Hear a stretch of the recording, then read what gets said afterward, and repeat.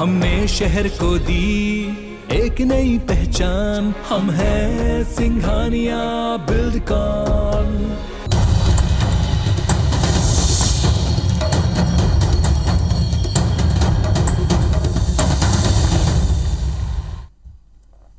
नमस्कार, मैं हूं आकांक्षा और आप देख रहे हैं आईबीसी 24 छत्तीसगढ़ से जुड़े हमारे इस खास बुलेटिन में आप सभी का स्वागत है। देखते हैं खबरें विस्तार से। मुख्यमंत्री भूपेश बघेल ने कहा है कि खैरागढ़ उपचुनाव में भाजपा की हार हो रही है। उन्होंने कहा है कि केंद्र भाजपा ने प्रदेश नेतृत्व को पहले ही नकार दिया है। स्टार प्रचारकों की लिस्ट देखकर यह सर्टिफाइड भी हो गया है। उन्होंने कहा कि पुरंदेश्वरी भी राज्य के नेताओं की उपेक्षा कर रही है, इसलिए अब प्रचार के लिए बाहर के लोगों को बुलाया जा रहा है। सीएम भूपेश बघेल ने यह भी कहा कि खैरागढ़ उपचुनाव के बाद वो सभी विधानसभाओं का दौरा करेंगे, आम जनता, कार्यकर्ता और जनप्रतिनिधियों से मुलाकात कर सरकारी योजनाओं का फीडबैक लेंगे। पंजाब में आम आदमी पार्टी सरकार की ओर से पूर्व विधायकों के पेंशन को लेकर नए फैसले लिए जाने के मामले पर उन्होंने कहा कि आप सरकार लोगों का केवल ध्यान भटका रही है। कई एससी, एसटी और गरीब विधायक हैं जो पूर्व होकर भी अपने क्षेत्र के लिए काम करते रहते हैं। कोई भी चुनाव हो उसे गंभीरता से लड़ा जाता है और हम लोग भी पूरी गंभीरता से उस चुनाव को ले रहे हैं कि भारतीय जनता पार्टी को अब प्रदेश के नेतृत्व पर बिल्कुल विश्वास रहा नहीं और इस कारण से केंद्रीय पदाधिकारियों को यहाँ भेजा जा रहा है। उसी प्रकार से उनका नेतृत्व भी यहाँ के जो स्थानीय नेतृत्व है उसको नकार दिया है।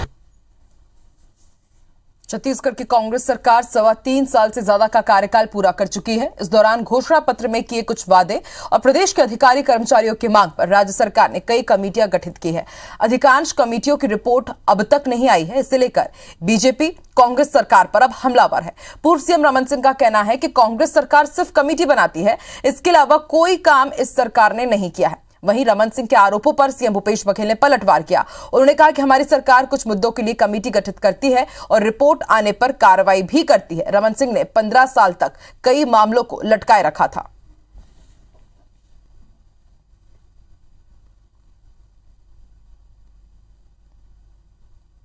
जितने भी वादे उन्होंने किए थे और उस वादे के क्रियान्वयन का जब समय आता है और जब कोई आंदोलन की रूपरेखा तय होती है तो मुख्यमंत्री जी आंदोलन के बाद एक ही बात का जवाब देते हैं। उनके समस्या का निराकरण की बात कहीं नहीं होती, सिर्फ और सिर्फ संतुष्ट करने के लिए लगातार एक ही काम हो रहा है कि कमेटी बना दो और उसको टाल दो। हम कमेटी भी गठित कर रहे हैं और रिपोर्ट आने पर उसको कार्रवाई भी कर रहे हैं। रमन सिंह जैसे लटका नहीं रखे, 15 साल तक के शिक्षकों जो शिक्षाकर्मी थे उसको लटका कर रखे थे। कितने आंदोलन में कितने लोग जाने गई, लेकिन कमेटी में कब क्या हुआ? तो हम लोग उस प्रकार से नहीं करते, इसके रिजल्ट भी आते हैं। छत्तीसगढ़ सरकार ने पारसा ईस्ट कांटा बासन कोल ब्लॉक के द्वितीय चरण में कोयला उत्खनन के लिए वन भूमि डायवर्जन की अनुमति दे दी है। ये जानकारी राजस्थान के मुख्यमंत्री अशोक गहलोत ने ट्वीट कर दी। उन्होंने अपने ट्वीट में लिखा है कि इस मामले को लेकर शुक्रवार को छत्तीसगढ़ के मुख्यमंत्री भूपेश बघेल और उनके बीच लंबी चर्चा हुई थी। उन्होंने बताया कि राजस्थान को कोयले की सुचारू आपूर्ति के लिए राजस्थान विद्युत उत्पादन निगम को आवंटित कोल ब्लॉक में माइनिंग करने की स्वीकृति शीघ्र करने का अनुरोध किया गया था और इस पर छत्तीसगढ़ सरकार के वन एवं जलवायु परिवर्तन विभाग ने तत्काल प्रभाव से निर्णय लेते हुए वन भूमि डायवर्जन की अनुमति दे दी है। गहलोत ने कहा कि अब प्रदेश की थर्मल इकाइयों को कोयले की सुचारू आपूर्ति हो सकेगी। बता दें कि कल रायपुर दौरे में राजस्थान के सीएम अशोक गहलोत ने कहा था कि हमारे यहाँ थर्मल प्लांट लगे हुए हैं, बिना कोयले के वो चल नहीं सकते, हमें डिपेंड रहना पड़ता है छत्तीसगढ़ पर। इस पर सीएम भूपेश बघेल ने कहा था कि वो नियम अनुसार कार्रवाई करेंगे।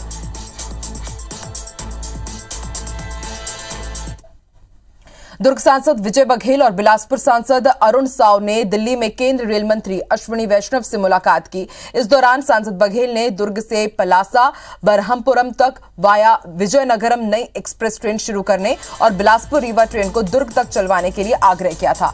इसी तरह कोरोना काल में जो लोकल ट्रेनें बंद की गई थी उन्हें दोबारा चालू करने का अनुरोध भी किया।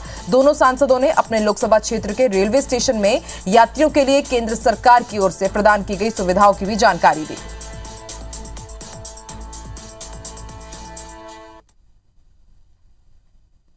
सरायपाली में उड़ीसा सीमा से लगे गांव कटांगपाली में आयोजित विश्व कल्याण महायज्ञ में लगभग 500 लोगों ने घर वापसी की है। बीजेपी के प्रदेश मंत्री प्रबल प्रताप सिंह जुदेव ने गंगा जल से चरण धोकर लोगों की मूल धर्म में वापसी कराई। इस दौरान प्रबल प्रताप सिंह जुदेव ने कहा कि जब तक धर्मांतरण के शिकार हर व्यक्ति की सनातन धर्म में वापसी नहीं हो जाती, तब तक घर वापसी का अभियान चलता रहेगा। उन्होंने उपस्थित लोगों से हिंदुओं का जबरन धर्मांतरण कराने वालों का विरोध करने की भी अपील की है। इससे पहले छत्तीसगढ़ के पत्थल गांव के खूटा पानी में 400 परिवार के 1250 लोगों ने हिंदू धर्म में वापसी की थी। उस समय भी घर वापसी करने वाले अधिकांश परिवार बसना सरायपाली के ही थे।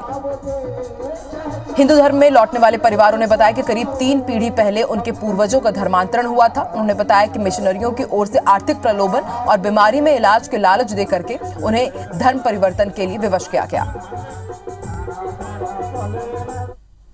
कटांगपाली गांव में 600 परिवार के 1200 लोगों की घर वापसी हुई और ये घर वापसी कार्यक्रम निरंतर पूरे छत्तीसगढ़ में, पूरे भारतवर्ष में अनवरत चलता रहेगा। हिंदू बचाना, हिंदू जगाना, ये सबका दायित्व है। गृह मंत्री ताम्रध्वज साहू ने बलौदाबाजार और लवन तहसील स्तरीय साहू समाज के शपथ ग्रहण समारोह में शिरकत की, जहां कांग्रेस कार्यकर्ताओं और साहू समाज के लोगों ने उनका भव्य स्वागत किया। इस मौके पर उन्होंने कहा कि समाज के लोग अच्छा काम करें, सामाजिक समरसता बनाकर रखें। बलौदाबाजार जिले में महिला थाना नहीं होने के सवाल पर उन्होंने कहा कि मीडिया के माध्यम से जानकारी मिली है, अधिकारियों से चर्चा कर मामले में उचित कार्रवाई की जाएगी। भाटापारा जनपद पंचायत में कांग्रेस के जनपद पंचायत अध्यक्ष सुनीता मनोहर साहू के खिलाफ कांग्रेस के ही जनपद पंचायत उपाध्यक्ष सुरेंद्र यादव की ओर से अविश्वास प्रस्ताव लाने की पूरी घटना को उन्होंने अनुशासनहीनता बताया है। मामले में प्रदेश कांग्रेस कमेटी की ओर से उचित निर्णय लेने की भी उन्होंने बात कही है। बलौदाबाजार तहसील साहू संघ का चुनाव हुए कई महीने हो गए हैं, लेकिन शपथ ग्रहण नहीं हो पाया और इन लोगों की बड़ी इच्छा थी कि जब आप आओगे तभी हम लोग शपथ ग्रहण करेंगे। समाज का मूलभूत कुछ आवश्यकता है, नए पदाधिकारी हैं, उम्मीद करता हूं कि समाज की नियमावली के अनुसार अच्छा काम करेंगे। किसानों के कल्याण को लेकर प्रधानमंत्री फसल बीमा योजना लाई गई थी, लेकिन इस योजना में भी कई गड़बड़ी सामने आई है। बीमा राशि को लेकर किसानों के साथ छलावा हो रहा है। छत्तीसगढ़ में 195 करोड़ रुपए की बीमा राशि किसानों के खाते में ना जाकर सहकारी बैंक के खातों में चली गई। अब इस मुद्दे को लेकर बीजेपी विरोध के मूड में आ गई है। पूरा मामला क्या है, इस रिपोर्ट में देखिए। छत्तीसगढ़ में प्रधानमंत्री फसल बीमा को लेकर एक बड़ी गड़बड़ी सामने आई है। प्रदेश के किसानों को साल 2021 की खरीफ फसल के लिए मिलने वाली 195 करोड़ रुपए की बीमा राशि किसानों के खाते में न जाकर रायपुर के सहकारी बैंक के खाते में पहुंच गई। खुद सहकारी बैंक को भी नहीं पता कि ये कितने किसानों की राशि है और किस किसान को कितने का भुगतान करना है। छत्तीसगढ़ के कृषि संचालक की ओर से राज्य सहकारी बैंक के प्रबंध संचालक को लिखा गया ये पत्र गवाह है कि योजना के तहत किसानों को मिलने वाली क्लेम राशि का सिस्टम कितना खराब और गैर जिम्मेदाराना है। बेवजह आई इस बड़ी राशि को लेकर सहकारी बैंक ने भी कोई सवाल जवाब नहीं किया और ब्याज की कमाई के लिए उसे दूसरे बैंक में जमा करा दिया। अब बीजेपी इसे किसानों के हक पर डाका बताते हुए विरोध में उतर आई है। बीमा की राशि बीमा कंपनी के द्वारा किसानों को मिलनी थी। वो राशि बीमा कंपनी के साथ में साठगांठ करके जिला सहकारी बैंक के पूल अकाउंट में डाल दी गई। किसानों को पैसा नहीं मिला है। उस राशि से ब्याज की दलाली की जा रही है और इस मामले का खुलासा हुआ। भारतीय जनता पार्टी इस मामले को लेकर मुखर रहेगी। 23 मार्च को कृषि संचालक की ओर से लिखे गए पत्र में इसे सही नहीं माना गया है। बीजेपी का आरोप है कि बीमा की राशि सीधे किसानों के खाते में जानी चाहिए थी। ऐसा नहीं होना सीधे सीधे सहकारी बैंक और बीमा कंपनी के बीच मिली भगत को दिखाता है। बीजेपी के विरोध के बाद सहकारी बैंक ने भी माना है कि गलती से ये राशि सहकारी बैंक के खाते में आ गई है, लेकिन उसे किसानों के खाते में पहुंचाने का काम किया जा रहा है। इंटरनल उन्होंने डेटा हमको उपलब्ध कराया, उसके आधार पे अभी तक के 17,000 किसानों के खाते में हम लोगों ने ट्रांसफर कर दिया है और शेष राशि जो है वो प्रतिदिन ट्रांसफर करने की कार्रवाई चल रही है।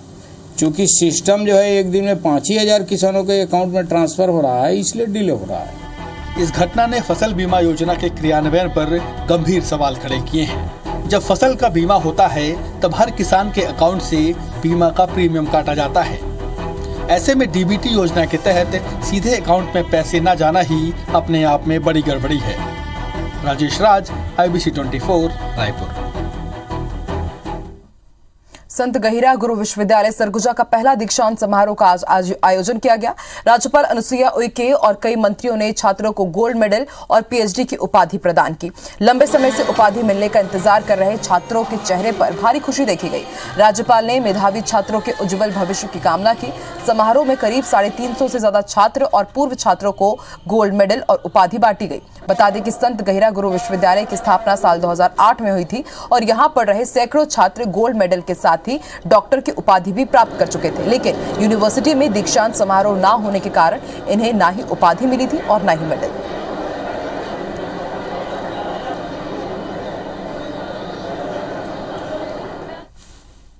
सन 2019 में पास आउट हूँ और बहुत सालों से हमारे यहाँ दीक्षांत समारोह नहीं हुआ था और गवर्नर मैडम के हाथ से गोल्ड मेडल प्राप्त करते हुए मुझे बहुत खुशी हुई है। मैं साल 2018 का LLM का गोल्ड मेडलिस्ट स्टूडेंट हूँ और आज माननीय गवर्नर मैडम यहाँ पर आई थी, उनके हाथों से मुझे गोल्ड मेडल मिला तो मुझे बहुत खुशी है। अलग अलग डिग्रियाँ सभी छात्रों को प्राप्त हुई है और मुझे विश्वास है कि सरगुजा विश्वविद्यालय संत गहरा गुरु के नाम से है और जिस तरीके से उन्होंने अपने जीवन में आदिवासियों का विकास किया इस क्षेत्र का, तो उनके बताए मार्ग पर यहाँ के छात्र जाएंगे।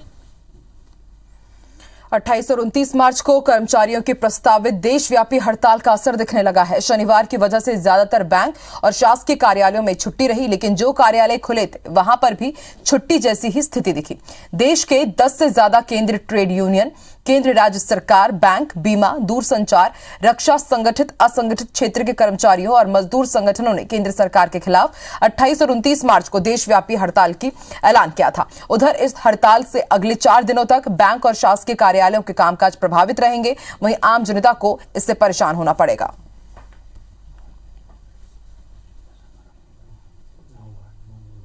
में काफ़ी आम जनजीवन काफ़ी प्रभावित होगा, नो डाउट, क्योंकि बहुत सारे चेक्स वगैरह जो होंगे वो क्लियर होने में टाइम लगेगा, बहुत ज़्यादा ट्रांजैक्शंस अफेक्ट होंगे। इसके अलावा और भी बहुत सारे लोग हैं जो डेली वेजेस बेसिस पे इन कंपनीज़ में, PSU बैंक्स में और इसमें काम करते हैं, तो उनकी सैलरी तो डेली वेजेस बेसिस पे मिलती है, तो कहीं ना कहीं उनकी इनकम उनको भी फाइनेंशियल लॉस तो होना ही है। डेफिनेटली प्रभावित होगा, क्योंकि अभी कई लोगों को अपने टैक्स सेविंग्स के लिए इन्वेस्टमेंट्स करने हैं, भले वो 80C के हों, 80D के हों, what ever the amount is, तो वो डिपॉजिट कैसे करें। अभी आखिरी महीना है और पूरा त्यौहार के चक्कर में पूरा बंद ऐसे ही था, पर अभी भी क्या हो रहा है कि लास्ट में यही तकलीफ आनी है बहुत ज़्यादा। बात करेंगे बिलासपुर की, जहां पशु आहार के आड़ में गांजा का अवैध परिवहन करते तस्कर पुलिस के हत्थे चढ़े हैं। उनके पास से करीब 4 क्विंटल गांजा और मिनी ट्रक भी जब्त किया गया है, जिसकी कीमत 41 लाख रुपए आकी गई है। ASP ने बताया कि जिले की सिरगिट्टी पुलिस को ओडिशा से रायगढ़ के रास्ते गांजा तस्करी की सूचना मिली थी। इसके बाद टीम ने सघन चेकिंग अभियान चलाकर आरोपियों को गिरफ्तार किया। साथ ही तलाशी के दौरान पशु आहार की बोरियों के नीचे करीब 4 क्विंटल गांजा बरामद किया। मामले में 2 फरार आरोपियों की तलाश की जा रही है।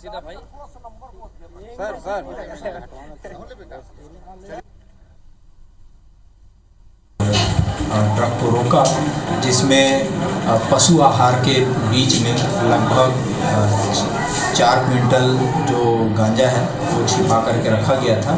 हरीश साहू और विष्णु सोनी, जिनके ऊपर NDPS एक्ट के तहत पहले भी कार्रवाई की गई थी, इनके द्वारा ये सारा जो गांजा है वो मंगाया गया था। गांजा का कीमत लगभग 41 लाख रुपए है।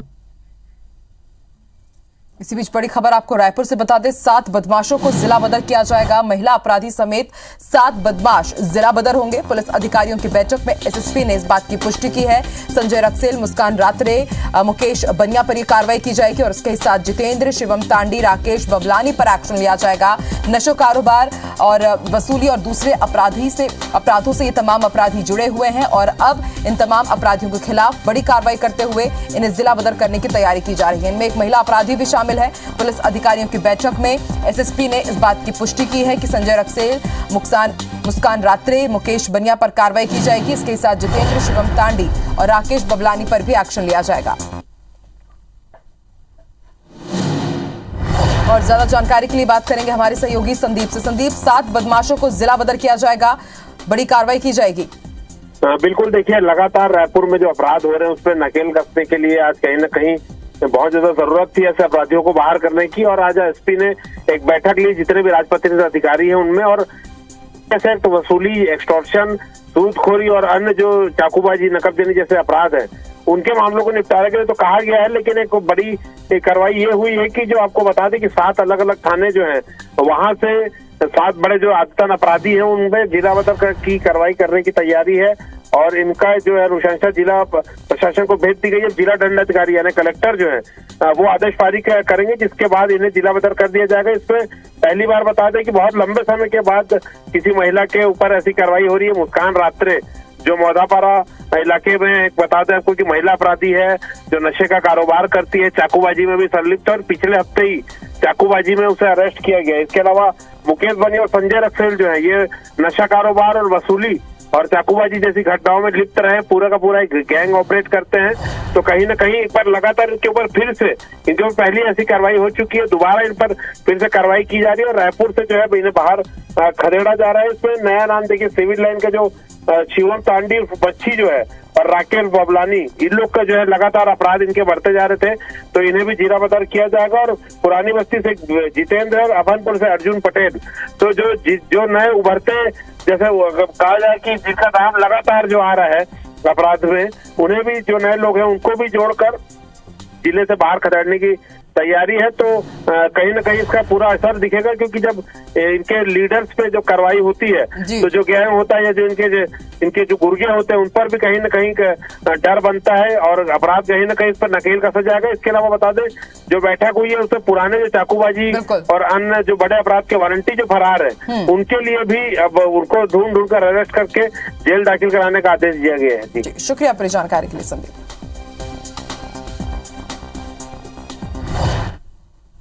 पढ़ेंगे आगे, बात करेंगे भिलाई की। भिलाई नगर निगम की टीम ने अवैध निर्माण के खिलाफ बड़ी कार्रवाई की है। शास्त्री मार्केट में बने केसरी लॉज की निर्माणाधीन 6वीं मंजिल को तोड़ा गया है। लॉज की मालिक प्रभावती गुप्ता ने मार्केट में G+2 यानी कि 3 फ्लोर के निर्माण की अनुमति ली थी, लेकिन फिर भी 3 मंजिला अतिरिक्त निर्माण करवा लिया था। इसके लिए नगर निगम ने 2 महीने में 4 बार नोटिस भी भेजा, लेकिन लॉज मालिक ने नोटिस का जवाब देने की जगह उल्टा 6वीं मंजिल का निर्माण कराना शुरू कर दिया, जिस पर सख्त एक्शन लेते हुए निगम की सर्वे टीम ने कार्रवाई की और 6वीं मंजिल को बुलडोजर से तोड़ दिया।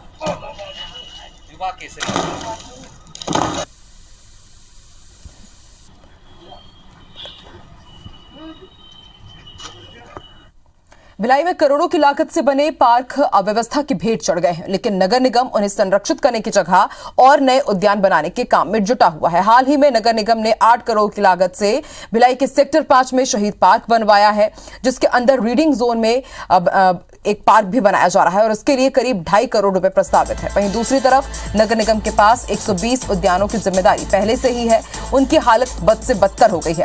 पार्क के झूले से लेकर पेड़ों का रखरखाव भी नहीं हो पा रहा है। चारों तरफ गंदगी का ही आलम है, जिसकी सफाई में निगम का कहना है कि उनके पास बजट का अभाव है, लेकिन जल्द ही सभी उद्यानों की जीर्णोद्धार का काम किया जाएगा।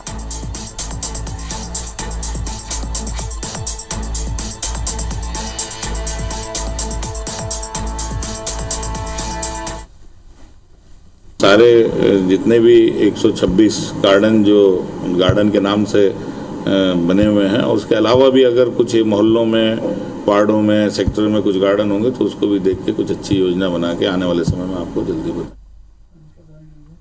12 सूत्रीय मांगों को लेकर छत्तीसगढ़ वन कर्मियों की हड़ताल अपने 6वें दिन भी जारी है। ऐसी ही 4 तस्वीरें देखने को मिली। लोरमी में 200 से ज्यादा वन कर्मियों की हड़ताल से जंगल की सुरक्षा भगवान भरोसे है। गरियाबंद में 400 से ज्यादा डिप्टी रेंजर, वनपाल, वन रक्षक 12 सूत्रीय मांगों को प्रशासन के सामने रख रहे हैं, पर आगे कार्रवाई नहीं होने के कारण अब वो आगामी रणनीति बनाने में जुटे हुए हैं। रायगढ़ में वन कर्मियों की हड़ताल से जंगल में आए दिन आग लग रही है। जंगलों की सुरक्षा भी खतरे में है। चौथी तस्वीर कवर्धा की, और यहाँ पर वनकर्मी गीत, नारे और दोहे के माध्यम से अपनी बात प्रशासन के सामने रख रहे हैं। इस दौरान राजमहल चौक में आने जाने वाले ग्रामीणों को उन्होंने पौधा भी बांटा। महासमुंद में पर्यटन को बढ़ावा देने के लिए टूर डी सिरपुर साइकिल यात्रा निकाली गई। इस यात्रा में शामिल हुए लोगों में खासा उत्साह देखने को मिला। जिला प्रशासन ने वन प्रशिक्षण केंद्र से यात्रा को हरी झंडी दिखाकर रवाना किया। सिरपुर साइकिल यात्रा के लिए 2 टीमें बनाई गई थी, जहां एक टीम रायपुर से रवाना हुई तो दूसरी टीम महासमुंद से निकली। सभी वन चेतना केंद्र कोडार पहुंचे और फिर वहां से लोग अपने सिरपुर तक रैली के जरिए जुड़ते गए। संसदीय सचिव विनोद चंद्राकर ने कहा कि रैली जिला प्रशासन की एक नई सोच है। इससे पर्यटन को बढ़ावा तो मिलेगा, साथ ही युवाओं को स्वस्थ रहने की भी सीख मिलेगी। जिला कलेक्टर ने बताया कि रात में लोगों के ठहरने के लिए पूरी व्यवस्था की गई है, जहां कई सांस्कृतिक कार्यक्रम भी होंगे। एकदम कोडार को और सिरपुर को उसको आगे बढ़ाने के लिए पर्यटन की दृष्टि से और कोडार को पर्यटन की दृष्टि से और जो युवा मितान क्लब जो माननीय सीएम साहब जिसमें युवाओं को आगे लाना चाहते हैं, छत्तीसगढ़ शासन द्वारा जो है राजीव युवा मितान क्लब ऐसी एक योजना भी चलाई जा रही है, जिसके अंतर्गत युवाओं को प्रोत्साहित करना है तथा सिरपुर जिले हमारे सिरपुर जो एक ऐतिहासिक धरोहर है उसको पर्यटन को बढ़ावा देने के उद्देश्य से 2 आज टूर दी सिरपुर किए जा रहे हैं। रायपुर से भी सिरपुर तक जो एक 82 किलोमीटर की है, लगभग 50 लोग रायपुर से भी निकले हैं। टूर दी सिरपुर रखा है, वैसे 3-3 महीने में कुछ तो एक्सरसाइज का प्लानिंग करना चाहिए। समूह में रखा तो सब लोग यानी इंस्पिरेशन मिलती है सबको कि एक्सरसाइज कुछ ना कुछ करते रहें। कबीरधाम जिले के ग्राम दशरंगपुर में जिला महिला कांग्रेस की ओर से होली मिलन और महिला सम्मेलन का आयोजन किया गया। इसमें महिला कांग्रेस की राष्ट्रीय अध्यक्ष नीता डिसूजा, छत्तीसगढ़ महिला कांग्रेस की कार्यवाहक अध्यक्ष शकुन डहरिया, राज्यसभा सांसद फूलोदेवी नेताम शामिल हुई। कार्यक्रम के दौरान राष्ट्रीय अध्यक्ष ने नगाड़ा बजाकर फाग गीत का आनंद लिया। ग्रामीण महिलाओं के साथ छत्तीसगढ़ के पारंपरिक सुआ गीत पर डांस भी किया। इस दौरान सभा में केंद्र सरकार को जमकर कोसा गया। बढ़ती महंगाई के लिए भाजपा को जिम्मेदार ठहराया। उन्होंने कहा आगामी चुनाव में महंगाई ही बड़ा मुद्दा रहेगी।